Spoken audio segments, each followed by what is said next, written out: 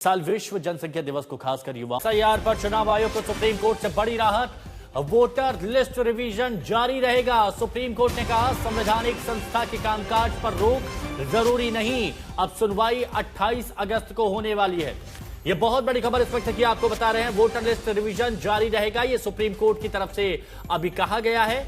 और जो याचिकाएं अलग अलग पार्टियों की तरफ से लगाई गई थी, जिसमें महुआ मोइत्रा भी थी, आरजेडी भी थी, अब यह स्पष्ट हो गया है कि राहत रहेगी और वोटर लिस्ट रिवीजन जारी रहेगा। सुप्रीम कोर्ट ने कहा है कि संवैधानिक संस्था के कामकाज पर रोक जरूरी नहीं है। 28 जुलाई को अब इस मामले की सुनवाई की जाएगी। यह बड़ी खबर इस वक्त की आपको बता रहे हैं।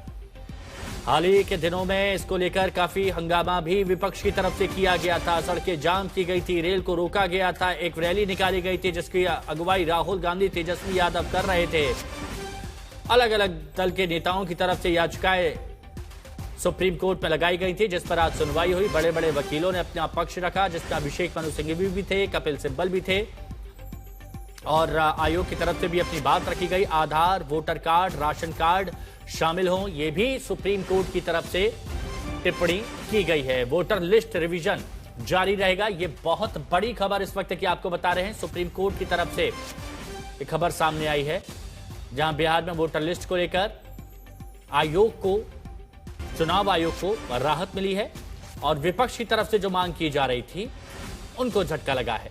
28 जुलाई को इस मामले में अब सुनवाई होगी। संवैधानिक संस्था के काम पर रोक नहीं है, यह भी सुप्रीम कोर्ट की तरफ से कहा गया है। तो वोटर लिस्ट रिवीजन की बात की जा रही थी और वोटर लिस्ट रिवीजन जारी रहेगा। जो एक काम चुनाव आयोग की तरफ से शुरू किया गया था, जिसको लेकर आपत्ति जताई जा रही थी और विपक्ष की तरफ से कहा जा रहा था कि एक साजिश रची जा रही है, लोगों को वोट के अधिकार से छीना जा रहा है। संजय शर्मा हमारे सहयोगी इस वक्त हमारे साथ में जुड़ गए हैं। संजय, क्या कुछ कहा गया सुप्रीम कोर्ट की तरफ से? सुप्रीम कोर्ट अब इस मामले की सुनवाई 28 जुलाई को करेगा। इसके पहले सुप्रीम कोर्ट ने ये पूरी जो एसआईआर की प्रक्रिया है, स्पेशल इंटेंसिव रिवीजन, इस पर रोक लगाने से इनकार कर दिया है। साथ ही कोर्ट ने कहा है कि वो इलेक्शन कमीशन से को प्रपोज करेगा, प्रपोज शब्द पर ध्यान दिया जाए, प्रपोज करेगा कि आधार और वोटर आईडी को भी एक प्रूफ माना जाए। और इसमें इलेक्शन कमीशन को ही जाहिर है कि निर्णय लेना है कि क्या ये इसे प्रपोजल है। और 28 तारीख को अगली सुनवाई होगी। तो कुल मिलाकर इलेक्शन कमीशन के लिए बड़ी राहत है। इलेक्शन कमीशन के एसआईआर पर रोक लगाने से सुप्रीम कोर्ट ने इनकार कर दिया है। 28 जुलाई को इस पर अगली सुनवाई की तारीख है। 1 अगस्त तक ड्राफ्ट प्रकाशित होना है, तो 28 जुलाई को पता चल जाएगा कि ड्राफ्ट, अब जो मतदाता सूची का मसौदा है फाइनल, वो 1 अगस्त को प्रकाशित होने में उसमें कोई अड़ंगा लगेगा या उसमें भी हरी झंडी मिलेगी, 28 जुलाई को तय हो जाएगा। संजय, याचिकाकर्ताओं की तरफ से अभी तक कोई प्रतिक्रिया सामने आई है? क्योंकि अलग अलग याचिकाएं इस पूरे मामले को लेकर लगाई गई थी। अभी तक तो कोई लॉन में आए नहीं हैं, तो ऐसे में मामला चूंकि सब जुडिस है, तो इसमें मुझे इंतजार करना पड़ेगा कि अंदर से जब तक वो आते हैं याचिकाकर्ता, तो वो क्या बताते हैं, इसके लिए इंतजार करना पड़ेगा। चूंकि अभी अभी कुछ सेकंड पहले ही कोर्ट ने सुनवाई कंक्लूड की है और ये तय किया कि 28 जुलाई को अगली सुनवाई होगी। और मुझे लग रहा है कि अब थोड़ी देर में याचिकाकर्ताओं की तरफ से या उनके वकील यहां पर आ जाएंगे और वो ये बताएंगे। संजय, एक बार फिर से आप विस्तार से बता सकते हैं आज कोर्ट में क्या कुछ सुनवाई हुई, दोनों ही पक्षों की तरफ से क्या दलीलें दी गई, जिस पर सुप्रीम कोर्ट की तरफ से ये कहा गया कि अब ये रोक जरूरी नहीं है, कामकाज पर रोक जरूरी नहीं है? मैं तो सारी जानकारी बता दूंगा, लेकिन मुझे पता नहीं कि मेरे पास लाइव के लिए कितना टाइम है और कितनी देर में मुझे वाइंड अप करना है। तो लेकिन इसमें सबसे बड़ी चीज कि सबसे पहले याचिकाकर्ताओं ने ये बताया कि इलेक्शन कमीशन एसआईआर चला रहा है, वो कानून की प्रक्रिया से अलग है, मनमाना है, आर्बिट्री है और ये कानून की प्रक्रिया से इसका कोई लेना देना नहीं है, ये जबरन का थोपा गया है। लेकिन कोर्ट ने अपनी प्रतिक्रियाओं में और अपनी टिप्पणियों में यह कहा कि ये मानने का कोई कारण नहीं है, क्योंकि संविधान और जो जनप्रतिनिधित्व अधिनियम है वो इलेक्शन कमीशन को इंटाइटल करता है, अधिकृत करता है ऐसा करने को। फिर याचिकाकर्ताओं ने समय पर सवाल उठाया कि एक समय कम दिया गया है और साथ ही चुनाव से ऐन पहले किया गया है, जबकि जो समरी रिवीजन है वो हर साल हो जाता है 1 जनवरी को। तो क्या उससे ही काम नहीं चलाया जा सकता? स्पेशल ड्राइव क्यों चलाया गया? इलेक्शन कमीशन ने भी कोर्ट के आगे ये साफ कर दिया कि ये ड्राइव बिहार से शुरू हुआ है लेकिन सभी राज्यों में चलेगा, क्योंकि ये जनप्रतिनिधित्व कानून अधिनियम ये बताता है और जो चुनाव की प्रक्रिया है वो इसका अनिवार्य अंग है, क्योंकि जो समरी रिवीजन है वो हर साल होता है, लेकिन जिन राज्यों में विधानसभा चुनाव होते हैं उसके पहले हर राज्य में ये एक गहन विशेष पुनरीक्षण होता है मतदाता सूची का, क्योंकि उस समय उन्हें एक फाइनल ड्राफ्ट प्रकाशित करना होता है। तो ये उसका एक हिस्सा है। कोर्ट ने भी इन सारी दलीलों को माना है और कोर्ट ने कहा है कि हम किसी संवैधानिक संस्था के कामकाज के तौर तरीकों पर रोक नहीं लगा सकते हैं, उनको डायरेक्ट नहीं कर सकते हैं। वो भी संविधान से गाइडेड है, हम भी संविधान से गाइडेड हैं। उन्होंने इलेक्शन कमीशन से कहा कि न्यायपालिका हो या निर्वाचन आयोग हो, हम सभी कानून और संविधान का राज कायम बरकरार रखने के लिए काम करते हैं, लिहाजा आप इसमें अपनी प्रक्रिया को आगे बढ़ाइए।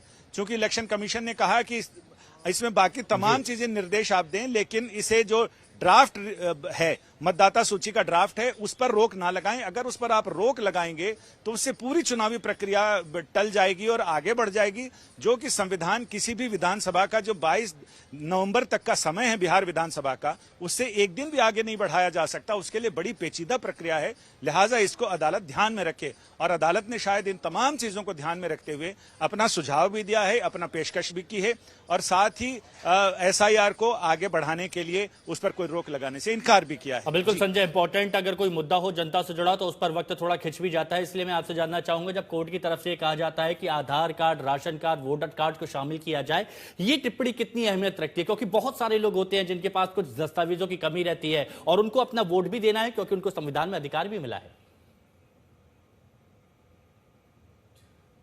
हाँ, जस्टिस धुलिया ने सुनवाई के दौरान ये कहा कि जो 11 दस्तावेज आपने रखे हैं उनमें से मेरे पास भी नहीं होंगे कई तो, और साथ में ये भी कहा गया कि इलेक्शन कमीशन ने कहा कि आधार पहचान तो बताता है कि संजय शर्मा है, ये आधार बताता है, लेकिन इसका जन्म कहाँ हुआ, ये कहाँ का रहने वाला है, उन तमाम चीजों पर पूरा आधार की प्रक्रिया और आधार कार्ड खामोश है। वो दूसरे दस्तावेजों से उसको प्रूफ होता है, लेकिन जिन्होंने फर्जी दस्तावेजों और फर्जी ढंग से आधार बनवा लिया हो, उसकी तस्दीक कैसे की जाए? उसकी तस्दीक के लिए जन्म प्रमाण पत्र या 10वीं का सर्टिफिकेट या 2003 से पहले मतदाता सूची में नाम दर्ज होना, ये तमाम चीजें हैं जो इन कसौटियों पर कसा जाना जरूरी है।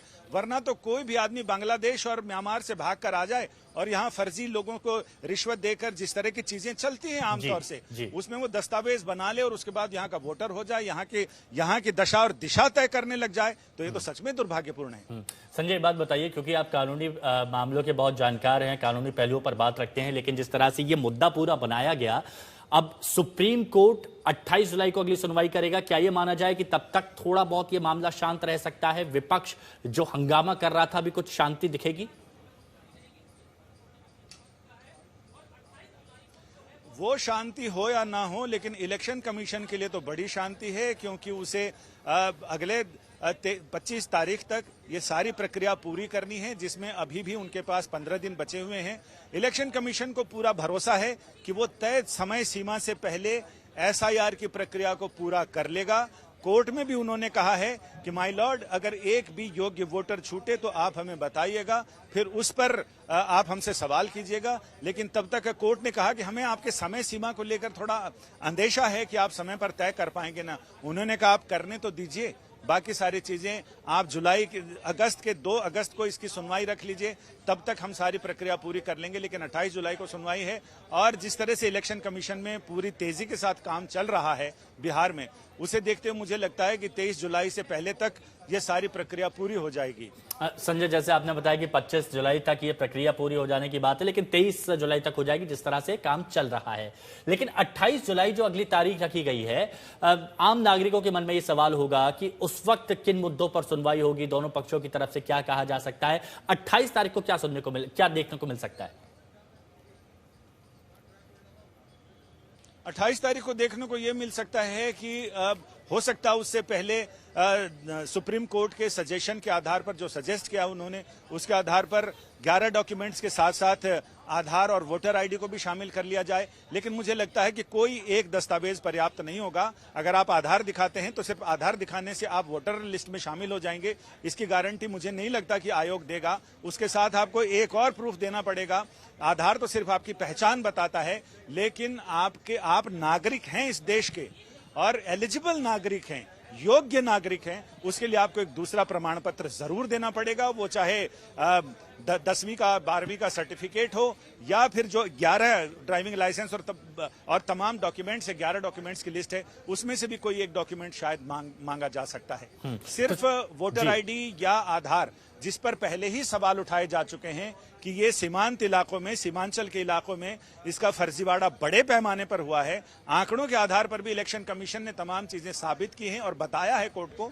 कोर्ट उनसे मुतासर दिखा है, मुतमईन दिखा है। तो उसे देखते हुए मुझे लग रहा है कि कुछ इन तमाम चीजों को शामिल किया जा सकता है और 28 जुलाई की सुनवाई में हो सकता है कि निर्वाचन आयोग ये कहे कि हाँ, आपके सजेशन के आधार पे हमने इन 2 डॉक्यूमेंट्स को भी शामिल कर लिया है, लेकिन इसके अलावा बाकी अन्य डॉक्यूमेंट से उसकी तस्दीक, उसका सत्यापन होना आवश्यक है। मतलब सुप्रीम कोर्ट का हम ये कह सकते हैं कि कोशिश जोर इसी बात पर था कि आम आदमी को जो अधिकार मिला है उसका वोट कास्ट करने का, वो किसी भी हालात में उनसे छूटे ना, और यही प्रयास सुप्रीम कोर्ट की तरफ से किया जा रहा है। और यही प्रयास इलेक्शन कमीशन की तरफ से भी किया जा रहा है कि कोई भी योग्य वोटर छूटे ना। लेकिन अयोग्य वोटर अगर शामिल हो जाए तो ये सच में बड़ी दुर्भाग्यपूर्ण स्थिति होती है कि कोई किसी भी देश से आया हुआ भगोड़ा आपके यहाँ आकर जासूसी करने लग जाए या कुछ भी करने लग जाए और उसने डॉक्यूमेंट्स बनवा लिए हैं फर्जी, तो ऐसे में वो आपके देश की नीति और दिशा और भविष्य तय करने वाला नहीं हो सकता है, उसे वोटिंग राइट नहीं दिया जा सकता है। यही सारी चीजें, सरकार की ड्राइव भी यही चल रही है कि अवैध बांग्लादेशियों को भगाओ, और इलेक्शन कमीशन भी ये कह रहा है कि जो योग्य वोटर हैं उनको सुनिश्चित किया जाए। और बीच में बात भी उठी थी जब सवाल उठाए गए थे कि आखिर 2003 के बाद से अभी क्यों किया जा रहा है स्पेशल इंटेंसिव रिवीजन। इस पर भी कोर्ट ने यह कहा था कि आयोग का यह कहना है कि चूंकि जो कंप्यूटराइजेशन है इस पूरे वोटर लिस्ट का, उसके बाद ये पहला अवसर है, तो इनकी दलीलों से हम संतुष्ट दिखते हैं। बिल्कुल, और ऐसा रहा भी रहा। कोशिश यहां पर यही है कि आम नागरिक का अधिकार, जो वोट देने का उनका अधिकार संविधान ने दिया है, वो अधिकार उनसे ना छूटे। बहुत बहुत शुक्रिया संजय जी आपका हमारे साथ जुड़ने के लिए, और पूरा वक्त भी यहां पर दिया गया ताकि मुद्दे को अच्छे तरीके से समझाया जा सके। और चलिए अब